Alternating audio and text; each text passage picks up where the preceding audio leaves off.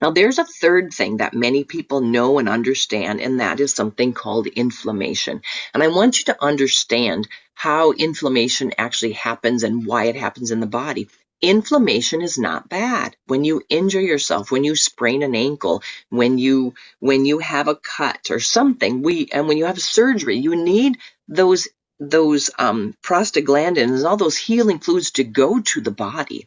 What happens is when we have chronic inflammation, and that's the issue. That's where chronic disease comes from: oxidative stress, insulin resistance, and chronic inflammation within the body. And I want to explain a little bit about how that process works. So this is actually the progression of healing, okay? First, you have on the very left-hand side, it says homeostasis, and so that's where normal cell functioning. Then you have an injury. And what happens is the body sends a whole bunch of fibroblasts within there, and they're trying to really help the body to heal. So let's say it's a cut. What initially first happens is you get a scab. Then you can get some scar tissue, and that's actually what the proliferation is. Once you've the inflammation, the infection, whatever it might be, that is moving away, and now the body is moving into proliferation, and that is actually where scar tissue is being laid down to help that wound to be holding together, kind of thing. Once that hole is healing, then remodeling is supposed to happen. And so remodeling is where you got that normal tissue laying down again. So again, if you cut yourself, initially you got lots of inflammation. Then you have that proliferation, which is the scar and the cab. That sloughs off. You have a smaller scar. Sloughs off a smaller scar. And all of a sudden, you don't have a scar at all anymore. And then that's where it's called remodeling within there. So it's remodeling just the normal tissue that you did have, okay? So we have an injury, the body responds to that injury, the body replaces that injury with some scar tissue, and then the body replaces it with new and healthy tissue. But when it's disrupted, that's when we can have chronic inflammation, and that's where it's very dangerous. For whatever reason, some people's bodies, because of honestly high oxidative stress levels within the body doesn't ever move into replacing it with new tissue. And then people are left with chronic inflammation. And that can happen in the digestive system. It can happen in a joint. It can happen in muscle tissue. It can happen really anywhere within the body. But it just is that the body is not healing with good, healthy tissue again. Okay? Because the body is stuck in this proliferation phase. That's where it's at, okay? Now, what are some things that actually have to do with chronic inflammation? It interferes with normal metabolic healing. So these are some disease and disease conditions that have high levels of inflammation at them. And you see, they correlate with the other things. They correlate with oxidative stress. They correlate with insulin resistance. But there's autoimmune disorders, cardiovascular disease, gastrointestinal disease, metabolic diseases, type 2 diabetes, and obesity, as you see, neurodegenerative diseases, Alzheimer's and Parkinson's, different types of cancers, and also different respiratory diseases. So it's almost like it just keeps repeating because it's oxidative stress, insulin resistance, chronic inflammation. And so that is at the core of all of these things. And so we really have to look at what capabilities do we have? How can we assist our body in helping our body? So chronic inflammation, again, interferes with healing. We've talked about this before.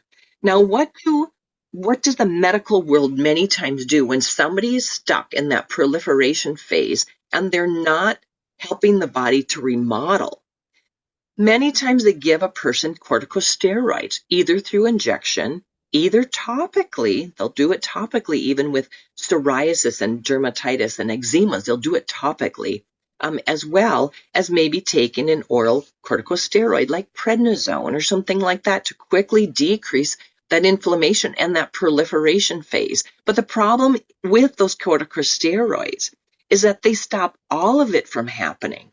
They want to stop this proliferation, but it also interferes with the healing processes within the body. So these corticosteroids just shut off the proliferation and the remodel, or decrease it dramatically, but it really interferes with the healing processes within the body. That's why people cannot be on corticosteroids for a long time.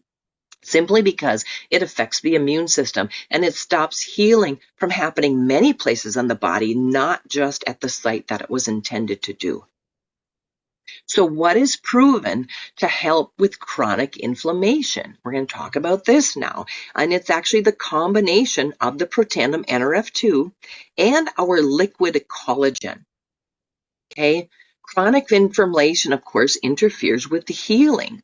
So what they found, remember the corticosteroids, how it stops all of it.